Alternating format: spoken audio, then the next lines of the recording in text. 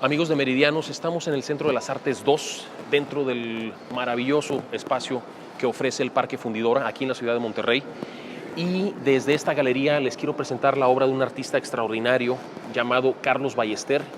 Él es creador de singulares microcosmos encerrados en cajas de cristal y madera. Los invito a ver Viajes Equinocciales. Acompáñenme.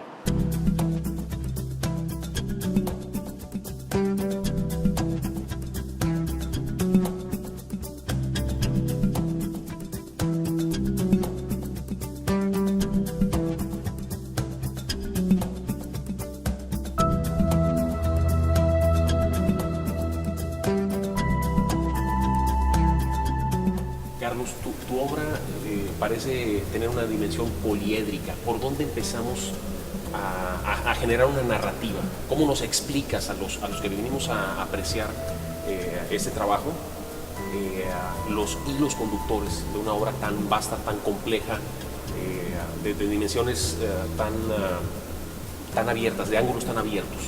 Okay. Bueno, el proyecto Viajes Equinocciales se comprende de tres nodos.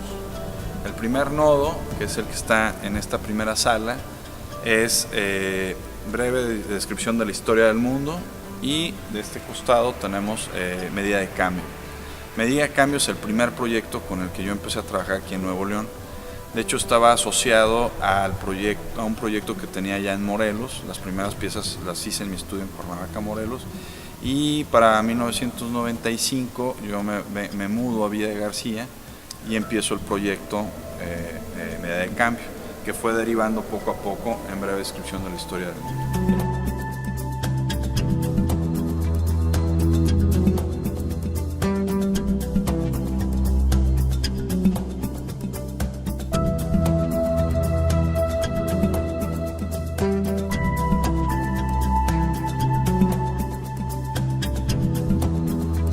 La primera vez que vi tu obra, Carlos, vine hace un par de semanas y tuve el gusto de descubrir esta colección de objetos que mueven el asombro y sentimientos muy particulares.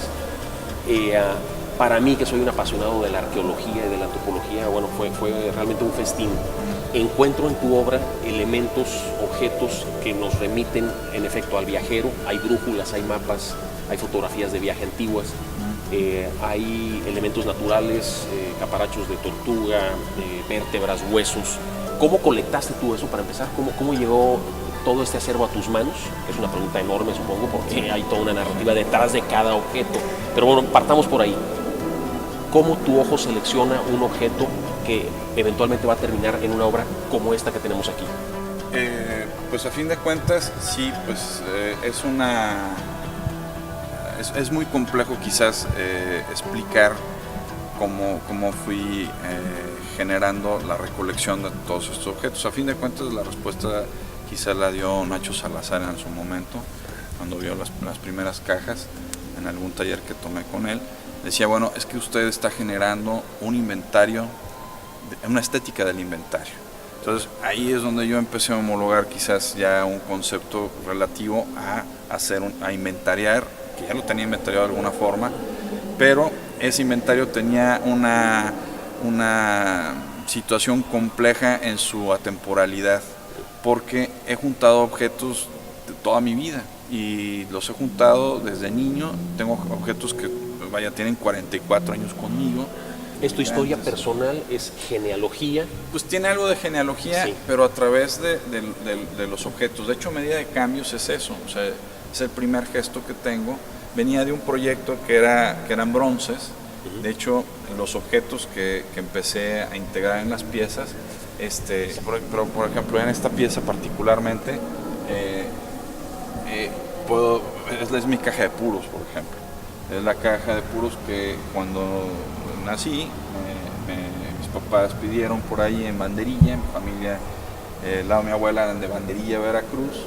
Y bueno, esta es la caja de puros. La recupero porque mi mamá la tiene guardada y la tiene con algunas fotos y cosas ahí, y unos puros. Yo pensé que esto era de caricatura, de cuando la gallina reparte puros, ya sabes. No, es como muy estereotipado. De ahí viene sí, O sea, la caricatura viene esta práctica. Este gesto sí. de que el hijo varón mayor, bueno, hay que regalarle puro. Mira, y las niñas, no me acuerdo realmente qué les regalaban, pero bueno, también mi familia, que son italianos andaluces, claro, pues la taza de plata era muy común. Es que realmente es algo que le llama la atención a alguien que no conozca mucho de cuestiones artísticas. Es un trabajo muy elaborado, sofisticado, diría yo, y una exquisitez en el acabado que mis respetos. Abordemos por ahí la obra. Bueno, técnicamente tiene mucho que ver precisamente con la restauración. O sea, tuve que aprender algunas técnicas de restauración para recuperar primero los objetos. O sea, todos los que tienen pues, un origen orgánico, bueno, tienen un tratamiento específico. Todos los que tienen pues, un origen mineral igual, los materiales de vidrio, baquelita, cristal, diversos metales, obviamente la fotografía, pero lo que es complicado en sí ya es el ensamblaje. A fin de cuentas, la técnica de casi todo el proyecto es el ensamblaje, en excepción de lo que hay de fotografía, pero este gesto es precisamente el tratar de evitar cómo está sujetado cada uno de los elementos en la composición.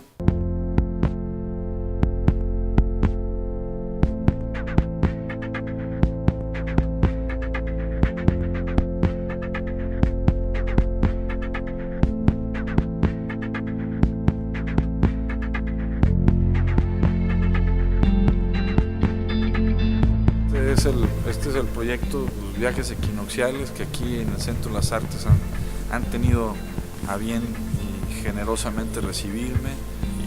Pues ahora sí que yo agradezco todo el esfuerzo que han hecho, porque ha sido mucho trabajo, servicios escolares, han venido una cantidad de niños a visitarla. Ha ido muy bien a la exposición. Tenemos cerca de 18,000 visitas. Es un muy buen número para Monterrey. Y para este espacio, vaya, extraordinario. Sí. Carlos, celebro Gracias. Tu obra, te felicito.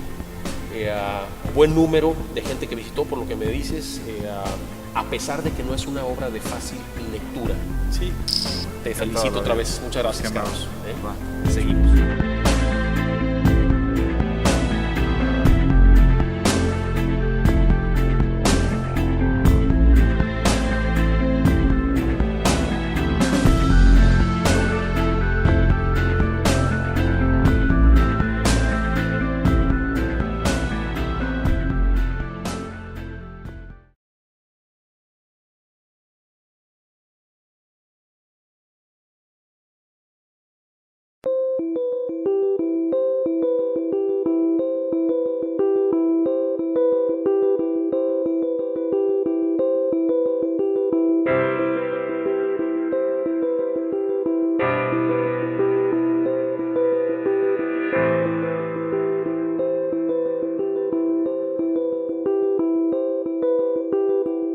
Estamos en una exposición de arte táctil.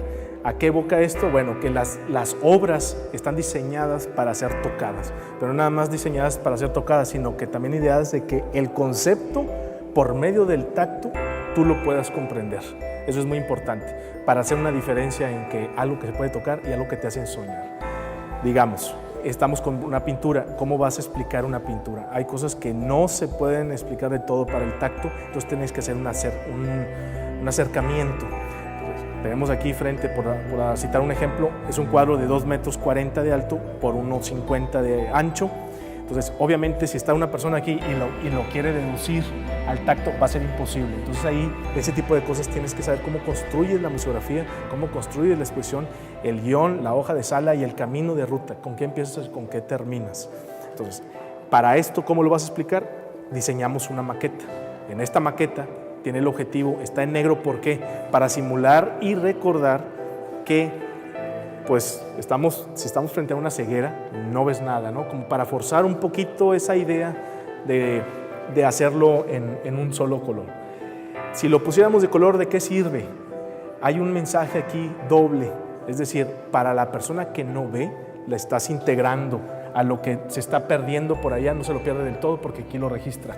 Y al que ve, como uno, recuerdas que que hay toda una perspectiva, una visión monocromática en personas y que aún así lo pueden disfrutar y más aún así pueden ejercer una perspectiva, un juicio, un sentido, una idea muy diferente.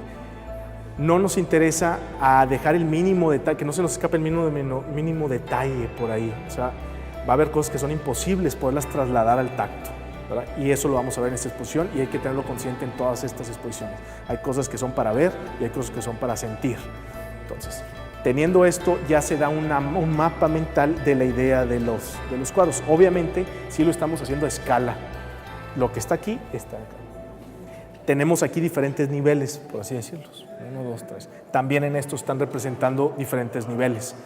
Hay personas en grado de sensibilidad que a lo mejor con esto tienen satisfecho. Ya me di una idea, perfecto. Pero habrá gente que puede detectar los diferentes niveles.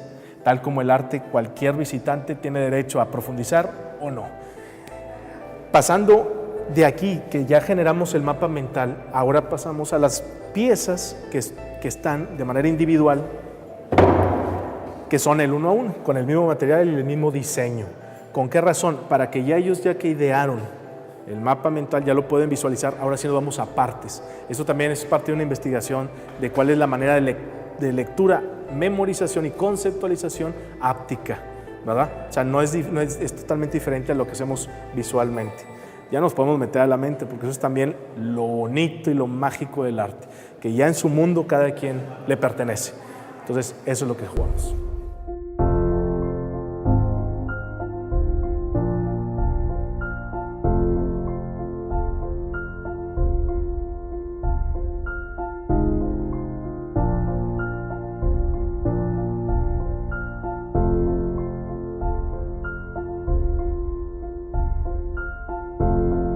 Aquí pasamos de la pintura a cómo explicas una escultura. Una escultura tiene mucho más facilidad para explicarla. Esta se titula La maternidad. Vemos aquí el estudio de formas. Una mujer que nos denota, bueno, pues, ternura, las curvas. Y una mujer es tierna, protege, ¿verdad? Sensual. Entonces, si estamos hablando de la maternidad, vemos que en la figura del embarazo, pues el punto esencial pues es la matriz, ¿verdad? Entonces aquí está esperando su hijo, la cabeza, ¿verdad? Que simula, también está inclinada, marcando la espera, la ternura. Entonces esto, si lo sumamos al tacto que tiene el movimiento, entonces estamos hablando de ternura, protección, alivio, espera, sensualidad de la mujer. Y si lo vamos girando, tiene ese movimiento que iría en contra de las manecillas del reloj, si lo ven así. Visualmente se puede comprender esto, pero cuando uno pone las manos encima y va recorriendo la cabeza, el vientre, que está obviamente desproporcionado porque hay los cánones, la idea que quieres tú mandar conceptualmente la tienes que exagerar de alguna otra forma. Y esto es la idea conceptual de la pieza maternidad, que es una cerámica.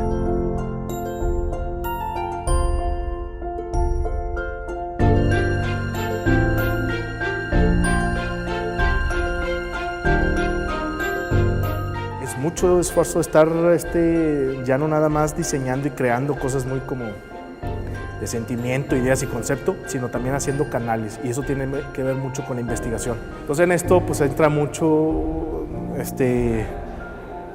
tarea de investigación y creación, que yo pienso que el artista en algún momento, el artista renacentista era científico, y el científico tenía mucho de artista, y me da mucho gusto saber ahorita con colegas que también están haciendo brazos y puentes con otras especialidades, para que esto sea una sinergia y hacer los proyectos más. Solo hay dos cosas por las que no lo hacemos. Una es apatía y otra es ignorancia. Ojalá que, como a mí me pasó, que es ignorancia. Ya que lo sabes, no te puedes quedar en lo mismo. O sea, a los colegas que les platico, la mayoría, porque no todos desgraciadamente, ya no puedo seguir con esto, es cierto. Ya me di cuenta que estoy dejando a un lado. La parte me enriquece a mí, me enriquece al arte y estoy enriqueciendo a la sociedad. Cualquiera del punto, si lo ves del yo o desde afuera, cualquiera. El chiste es hacerlo.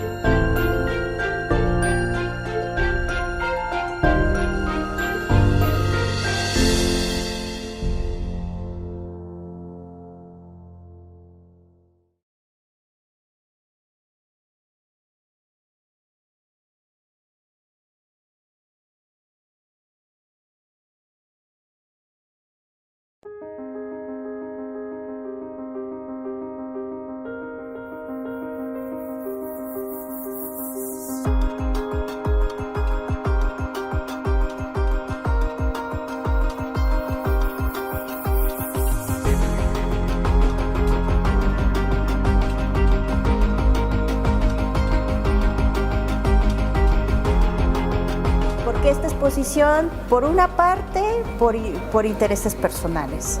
Y porque yo que considero que cuando a alguien, o sea, a mí que me encargan este proyecto es, pues tengo que trabajar bajo mis intereses también y bajo mis pasiones y lo que a mí me interesa investigar. Entonces esa es una parte, es una cuestión personal como artista y también como investigadora de la cuestión gráfica. Y por la otra, pues a mí me piden un proyecto en donde se hable de las técnicas tradicionales del grabado relacionado con la cuestión del diseño. Por una parte está el rescate editorial, la cuestión de los libros, la importancia del conocimiento. Bueno, es que yo considero que, pues aunque la tecnología vaya, venga, aumente, disminuya y se transforme continuamente y vivamos en una época futurista, considero que el libro siempre va a estar ahí presente, ¿no? Y que a través de la historia de la humanidad el libro siempre ha causado diferentes estados de ánimo, pasiones, controversias y a fin de cuentas termina siendo en donde se guarda el conocimiento de la humanidad en todos los sentidos. Y por otra parte, la cuestión de la imagen y esa relación que existe también desde el origen entre la imagen y la palabra, ¿sí? Aunque primero fue la imagen y luego ya vino toda la historia de la palabra. Y en este caso particular, bueno, uno de los temas principales es el grabado como ilustración.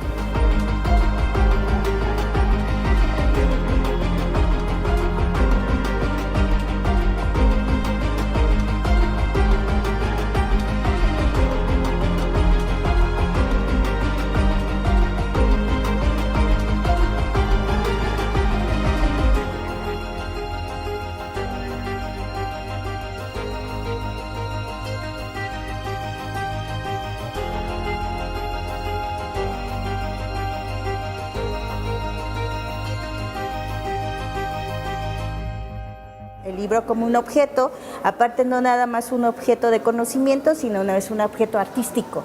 O sea, termina siendo un objeto artístico. Ahora, en el momento también que se coloca en una vitrina o dentro de una exposición, también el libro cambia de contexto, ¿no? Entonces ya se está mostrando porque también como un objeto tridimensional, que es una de las cosas que a veces se olvida, ¿no? De que como siempre están guardados en estantes, se nos olvida que el libro ocupa un lugar en el espacio. Yo les puedo decir que, bueno, por cuestiones de mis antecedentes y de mi historia, di por mucho tiempo talleres de fomento a la lectura y trabajé con promotores de la lectura. Y una de las preguntas que les hacía es así: ¿y ustedes cuántos libros leen? Y era así de que pues yo uno, ¿no?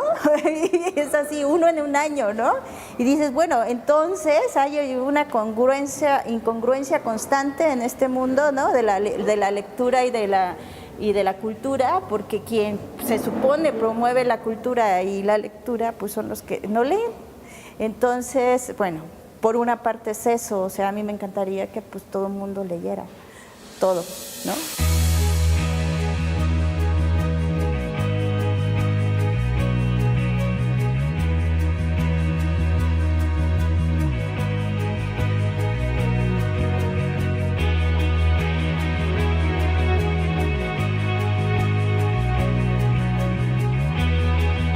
Que quería es de que todo este grupo de artistas gráficos oaxaqueños pudiera acercarse y entender también la otra parte del contexto de la obra gráfica, en particular hablando de esta cuestión de la obra gráfica. Y sobre todo porque también, o sea, también el concepto de la obra gráfica como obra de arte, tal cual, o sea, que se cuelga en el muro igual que una pintura, también es muy reciente. Realmente el grabado, su origen está en la cuestión de ilustrar, ¿sí? De comunicar, de usar esos elementos gráficos para que la gente se entere de diferentes historias, tanto sociales también como políticas, que es otro de mis intereses, de hablarles de esa parte, de que el grabado también como origen tiene un origen social y político, un uso social y político, por lo menos hablando de la historia de México, ese fue el origen. Otra de las cosas, claro, que también es uno de los intereses de esta muestra, es hablar de la importancia de los acervos. Es más, a veces los tenemos así a 3 pasos y no sabemos qué es lo que hay ahí. Que también, o sea, tiene que ver, al hablar de los acervos, tiene que ver con hablar de la memoria y de la historia, de nuestra historia y de nuestra memoria. O sea, queremos ser no tener memoria. Entonces, bueno, las obras que están aquí expuestas son de acervos oaxaqueños, que eso también es muy importante decirlo. Son acervos oaxaqueños, solamente les digo, hay 3 libros que son de la Ibero, de la Universidad Iberoamericana de allá de Santa Fe, del DF, pero todos son acervos oaxaqueños de la Biblioteca Nostrosa, del gran acervo maravilloso que tiene Francisco Toledo del acervo del Diago, de la Biblioteca Burgoa y de la biblioteca de aquí del mismo del Centro Cultural San Pablo, ¿no? Entonces aquí está, ¿no? Y aparte se nos olvida también, o sea, de que como esos papelitos, ¿no? Viejos que dices, ay, esto pues ya es basura, hay que tirarlos. Entonces no nos damos cuenta que estamos tirando lo que somos, lo que fuimos y lo que nos antecede y lo que nos precede. O sea, es así de que... Por eso yo creo que estamos como humanidad, porque no sabemos dónde estamos parados, ¿no?